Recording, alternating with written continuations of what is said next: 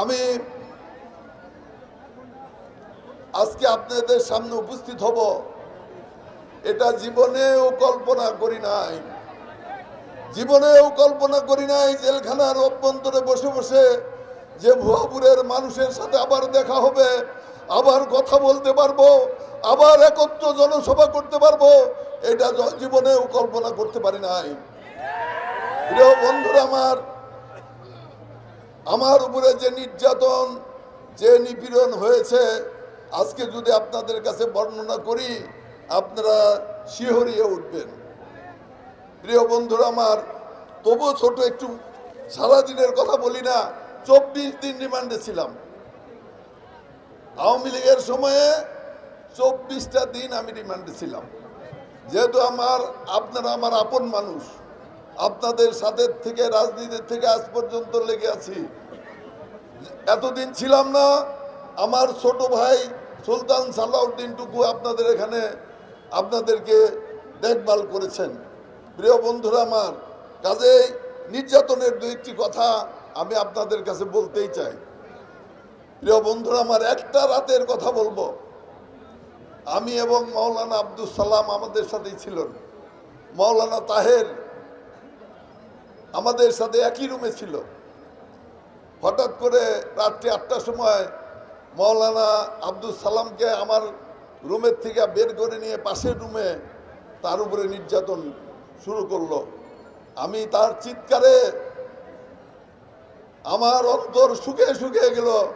চিৎকার আর হাহাকার, রাত্রি 12টা পর্যন্ত তার চিৎকার। তারপরে শুনলাম যে তিনি নাকি 164 দেওয়ার চিন্তা করেছেন।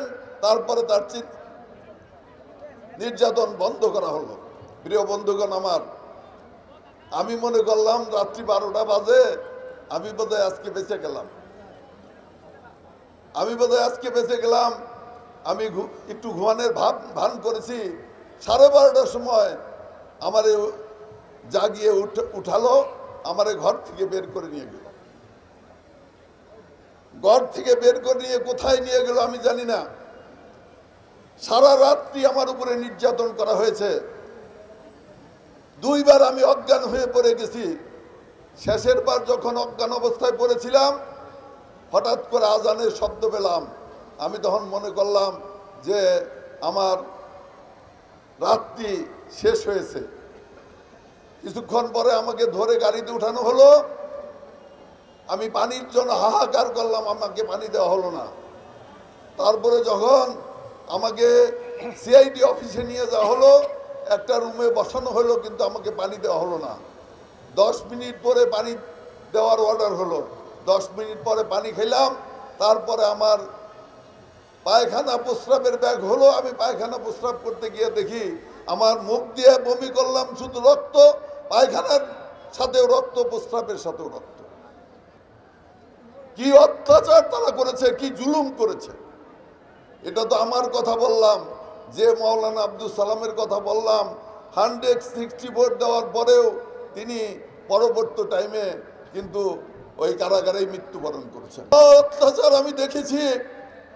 এখানে হয়তো বিডিআরের অনেক সদস্য থাকতে পারেন। অনেক বিডিআরের সদস্যদেরকে জেলখানায় হাসপাতালে নিয়ে যাওয়া হয়েছে। আমি দেখেছি যে ড্রিল মেশিন দিয়ে কাঠ সিদ্ধি করে, সেই ড্রিল মেশিন দিয়ে তার হাঁটু সিদ্ধি করে দেওয়া হয়েছে, বুকের পিঠের পাঁজর সিদ্ধি করে দেওয়া হয়েছে।